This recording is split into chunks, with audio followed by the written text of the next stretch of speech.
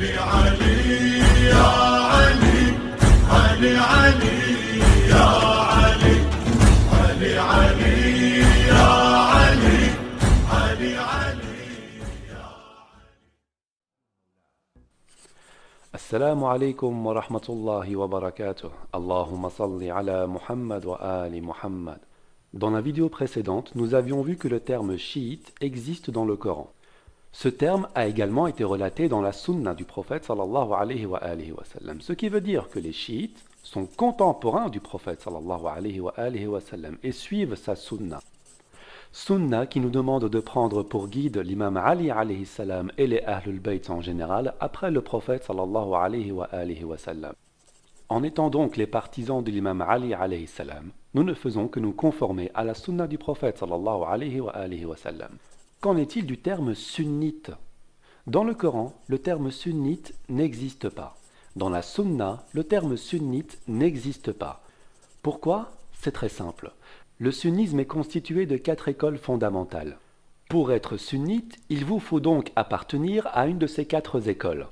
L'école hanbalite, dont le fondateur est né en 780, l'école shafi'ite, dont le fondateur est né en 767, l'école malikite, dont le fondateur est né en 713, ou l'école hanafite, dont le fondateur est né en 699. Mais attendez, 780, 767, 713, 699. Le prophète sallallahu alayhi wa sallam est décédé en 632. Ce qui veut dire que Ibn Hanbal, Abu Hanifa, Malik ou Shafi'i n'ont jamais vu ni entendu le prophète sallallahu alayhi wa sallam.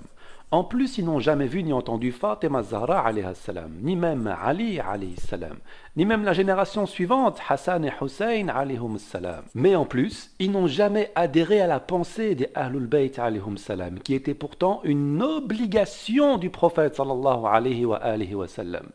Certains d'entre eux ont été les élèves de l'imam Ja'far al-Sadiq alayhi salam, 6e descendant du prophète sallallahu alayhi wa sallam. Mais ils ont néanmoins décidé d'ouvrir leurs propres écoles pour répandre une doctrine totalement opposée à la doctrine des Ahlul Bayt alayhum salatu wassalam. Donc dire que le chiisme a été inventé bien après la mort du prophète sallallahu alayhi wa sallam est totalement faux. Et dire que le sunnisme existait du temps du prophète sallallahu alayhi wa sallam est totalement faux. Ils ne sont apparus que 3 générations plus tard. Il serait donc grand temps de revoir votre cours d'histoire. Assalamu alaikum wa rahmatullahi wa barakatuh. Allahumma salli ala Muhammad wa ali Muhammad.